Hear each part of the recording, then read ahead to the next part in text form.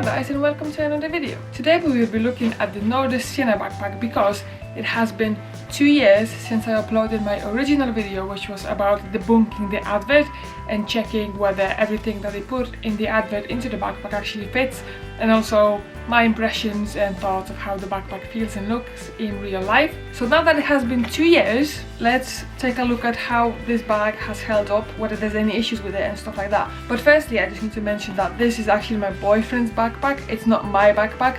Still, I know how he's been using it. So for the past 2 years since he bought it, he's been using it like a lot. It's been his main backpack for traveling, for plane carry-on, for gym, for like bike rides, day trips, anywhere where he needed a backpack.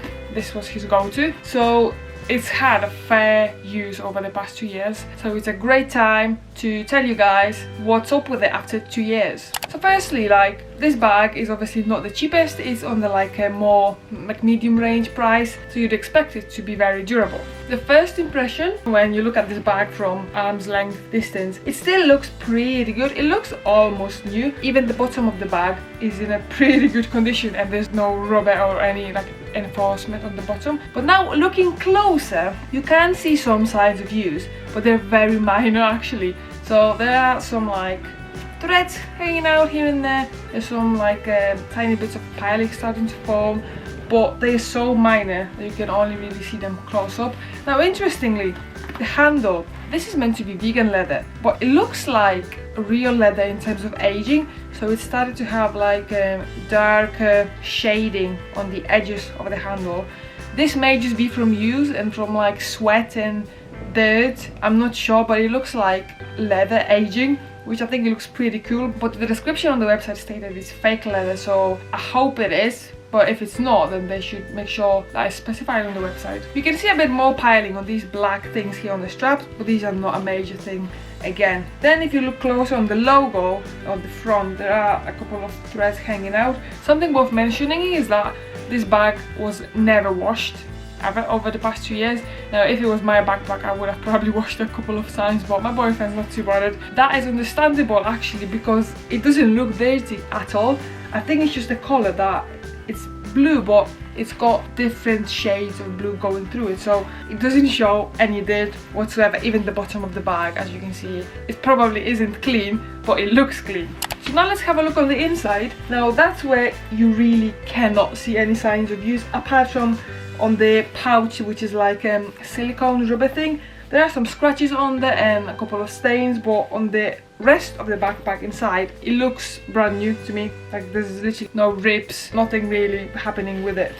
So far everything's positive. Everything I said suggests that this bag holds up very well, and I'm sure my boyfriend will probably get another couple of years out of this bag unless he gets bored of it. But there is something that is not as positive. If you watched my previous video, you may remember that I said that zips or zippers, as someone corrected me in the comments saying that, oh, it's not a zip, it's a zipper. Well, that's what you say in America, while in the UK we do call it zip. So anyway, you can call it zipper if you want, but I'm in the UK, so I'm gonna call it zip. So yeah, the zips, I mentioned that they don't feel very good quality.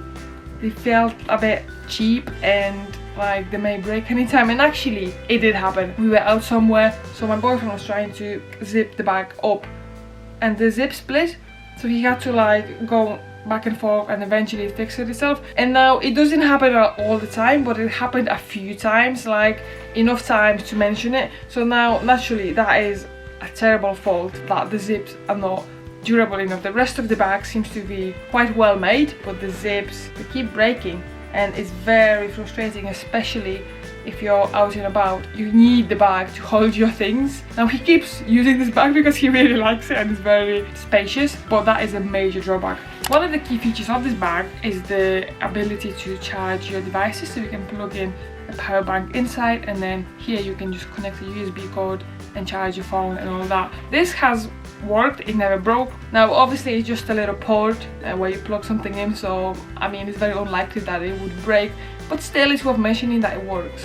So now it's time for a verdict. Do I think this bag is worth it? To be honest, I would say no. If you are willing to spend, I think it was 70 or 80 pounds on a bag, then I'd suggest you look elsewhere because of the zips. So yeah, the exterior seems fine, like there's just very minor signs of use, but that is expected on a fabric bag after 2 years. But the zips, the fact that they break and they just felt cheap right from when we got the bag. They broke a few times when you're out and about. That should not be happening if you're spending 80 quid on a bag. For that money you can get something that will be 100% quality, not half quality. So that's it for this video. I hope you enjoyed it, and I hope that it helped you to make a decision whether or not to buy this bag. If you have any questions or comments, please feel free to leave them down below in the comment section. Don't forget to leave a like and subscribe if you enjoyed this video, and other than that, I hope to see you in the next video.